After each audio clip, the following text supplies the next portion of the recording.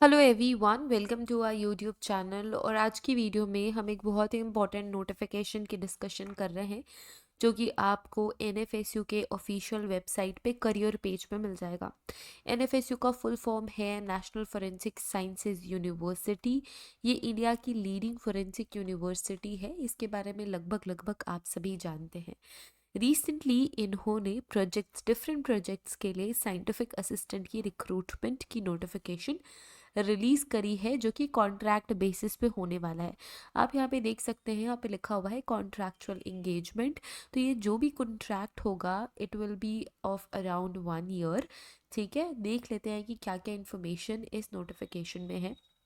ये नोटिफिकेशन 6/11/2023 से रिलीज्ड है already. Okay, applications are invited for contractual engagement in the prescribed format from the eligible candidates for below mentioned post purely on temporary basis for NFSU ED project. So NFSU के ED project के लिए temporary basis पे इनको scientific assistant चाहिए। अगर आप eligible होते हैं, इनके एलिजिबिलिटी क्राइटेरिया के सारे पॉइंट्स फुलफिल करते हैं तो आप इसमें अप्लाई कर सकते हैं। एक बहुत ही अच्छी अपॉर्चुनिटी है जो कि आपके सीवी में एक बहुत ही ज़्यादा पॉजिटिव इम्पैक्ट डालने वाला है। ओके, हम देख लेते हैं कि क्या एलिजिबिलिटी क्राइटेरिया है, क्या मंथली रेन्यूमरेशन आपको मिलेगा, कहाँ कहाँ पे आपकी रिक्रूटमेंट हो सकती है। Okay, so the name of post is scientific assistant. Contract basis पे इस वजह से यहाँ पे क्लियर किया हुआ है कि कॉन्ट्रैक्ट के बेसिस पे ही रिक्रूटमेंट हो रही है। टोटल नंबर ऑफ पोस्ट है 7। और ये जो नंबर ऑफ पोस्ट है ये बदली जा सकती है, कम या ज़्यादा हो सकती है। पर मंथ 70,000 रुपये का जो रेन्यूमरेशन है, या मैं कहूँ एक तरीके से सैलरी उन कैंडिडेट्स को दी जाएगी with 10% increase of every year.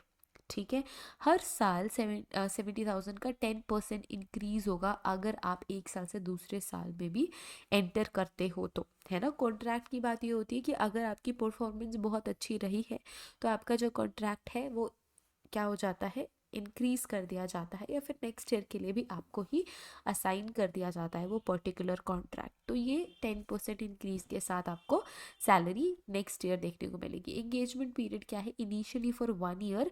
ये एक्सटेंडेबल हो सकता है। It is subject to performance and project requirement. वही मैंने बताया कि अगर प्रोजेक्ट की रिक्वायरमेंट ज़्यादा सालों की है तो वो इंक्रीज करी जाएगी, और डिपेंड करता है कि कब तक ये प्रोजेक्ट एक्सटेंड हो रहा है। अभी इनिशियली हम इसे कंसीडर कर रहे हैं 1 साल के लिए। ठीक है, प्लेसेस कौन कौन से हैं, सो दिल्ली, चंडीगढ़, चेन्नई, कोलकाता, मुंबई और गांधीनगर। ये 6 ऐसे प्लेसेस हैं जहाँ पे आपको रिक्रूटमेंट मिल सकती है। Now eligibility criteria, application form and other relevant information are available at the university's website, which is www.nfsu.ac.in। और इसकी लास्ट डेट है 24 नवंबर 2023। 24 नवंबर 2023 से पहले पहले आपको अप्लाई करना है। आगे हम देख लेते हैं कि what is the educational qualification. So total number of post है 7। और ये कौन से प्रोजेक्ट के लिए, एनएफएसयू ईडी प्रोजेक्ट के लिए है। नेम ऑफ पोस्ट क्या है, साइंटिफिक असिस्टेंट। ये प्योरली कॉन्ट्रैक्ट बेसिस पे, टेम्प्रेरी बेसिस पे ही रिक्रूटमेंट हो रही है। एसेंशियल क्वालिफिकेशन यहाँ पे दी हुई है, a candidate must possess a post graduate degree. MTech हो सकती है, ME, MSc, MCA with digital forensic और कंप्यूटर साइंस और साइबर सिक्योरिटी और इंफॉर्मेशन टेक्नोलॉजी, या फिर इसके equivalent. Okay, obtained from any university which is established or incorporated under central and state act। ऐसी यूनिवर्सिटी से आपकी एजुकेशनल क्वालिफिकेशन होनी चाहिए जो कि established हो सेंट्रल या स्टेट एक्ट के अंदर अंदर। लोकल बॉडीज और any other educational institute recognized as such or declared as to be deemed as university under section 3 of the University Grant Commission Act 1956। A candidate must possess a या फिर a candidate must possess a graduate degree BTech, BE, BSc, BCA with digital forensic, computer forensic science या computer science और cyber security और information technology, या फिर उसके equivalent किसी भी रिकॉग्नाइज यूनिवर्सिटी से जो कि सेंट्रल और स्टेट एक्ट के अंदर रजिस्टर्ड हो, उसके थ्रू आपकी एजुकेशनल होनी चाहिए, या फिर सेक्शन 3 यूनिवर्सिटी ग्रांट कमीशन के अंदर डीम्ड टू बी यूनिवर्सिटी अगर है तो भी आप एलिजिबल हो। ठीक है, and have about 2 year of relevant experience. अगर आप अंडर ग्रेजुएट कैटेगरी में आते हो, मतलब आपने पोस्ट ग्रेजुएशन नहीं करी है, सो ये जो एक एलिजिबिलिटी है वो पीजी कैंडिडेट्स के लिए है, एक एलिजिबिलिटी है वो यूजी कैंडिडेट्स के लिए। तो अगर आपने अंडर ग्रेजुएट सिर्फ करी है, पोस्ट ग्रेजुएट नहीं करी है, तो आपके पास 2 साल का एक्सपीरियंस होना चाहिए, ठीक है। रिसर्च एक्सपीरियंस होना चाहिए, फिर एनालिटिकल वर्क का एक्सपीरियंस होना चाहिए, respective subject in the government and local bodies, ठीक है। आपकी इस पर्टिकुलर रिस्पेक्टिव सब्जेक्ट मतलब digital forensic, computer science, cyber security, IT etcetera, ठीक है। और government undertaking, board of cooperation of private और पब्लिक सेक्टर, लेबोरेटरी और रिसर्च इंस्टीट्यूट और लिमिटेड कंपनी स्टाफ और limited company established under the Companies Act 2013 और university और college in the field of digital forensic. अगर आपने कहाँ कहाँ काम किया है, अगर आपके पास रिसर्च एक्सपीरियंस है, अगर आपके पास एनालिटिकल एक्सपीरियंस है, अगर आपके पास गवर्नमेंट या प्राइवेट सेक्टर की एक्सपीरियंस है, अगर आपके पास किसी रिसर्च इंस्टीट्यूट में काम करने का एक्सपीरियंस है, किसी कंपनी में काम करने का एक्सपीरियंस है, किसी कॉलेज या यूनिवर्सिटी में काम करने का एक्सपीरियंस है डिजिटल फोरेंसिक के फील्ड में, तो आप एलिजिबल हो। इसके साथ ही साथ आपको एडिक्वेट नॉलेज होनी चाहिए इंग्लिश और हिंदी दोनों की ही, अगर आप एक अंडर ग्रेजुएट कैंडिडेट हो। अगर पोस्ट ग्रेजुएशन आपकी हुई है तो यही एलिजिबिलिटी आपको चाहिए रहेगी, that's it. Talking about again, monthly remuneration is 70,000 per month.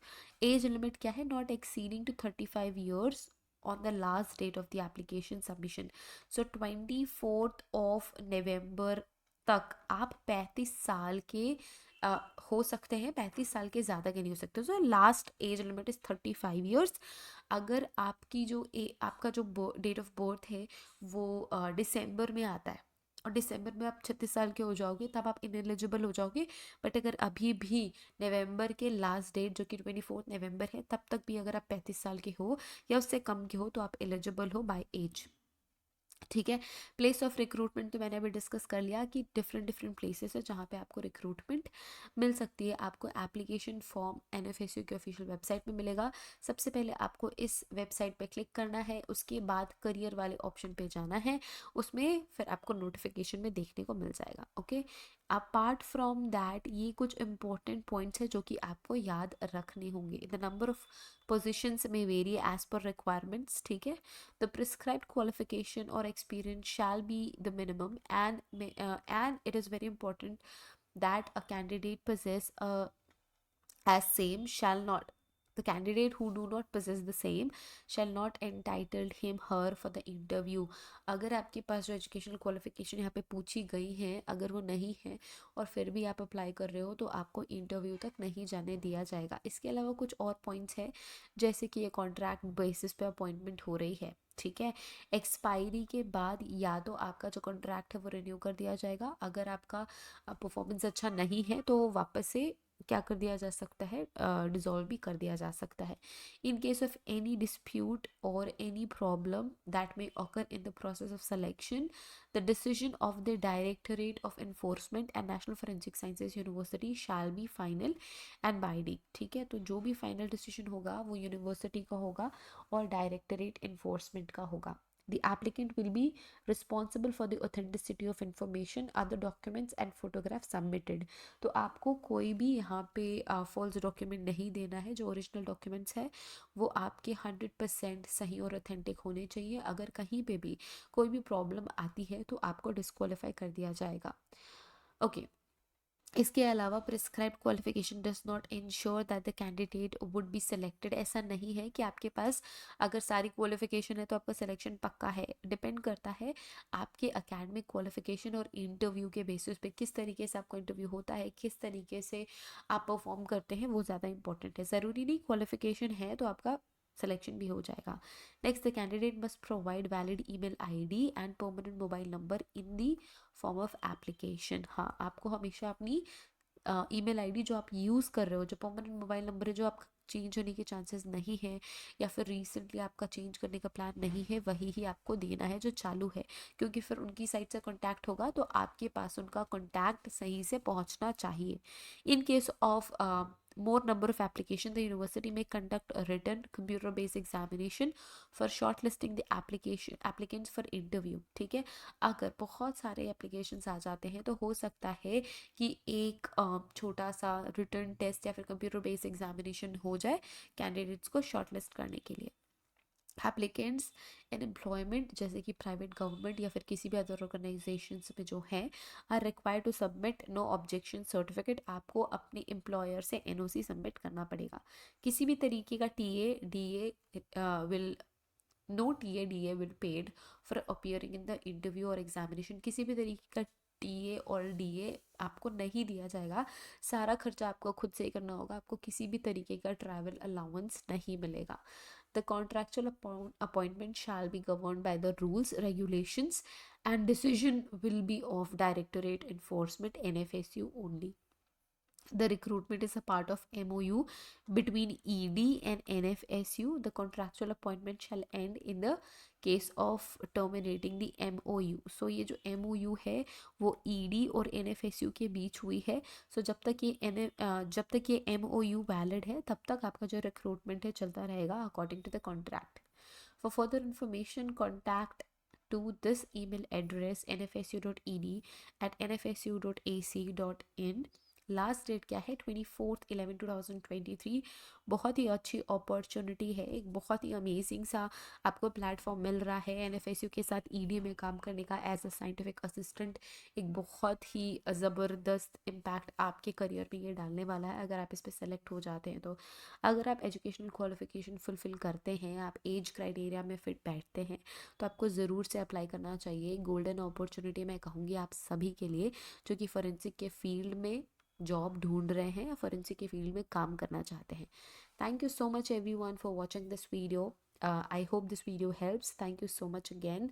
If you like this video, don't forget to click the like button so that हमें मोटिवेशन इसी तरीके से मिलते रहे. Share this video with your friends so that they can also know about this. And yes, keep watching and subscribe to our channel अगर अभी तक आपने सब्सक्राइब नहीं किया तो. See you guys in the next video everyone. Till then, take care. Bye bye.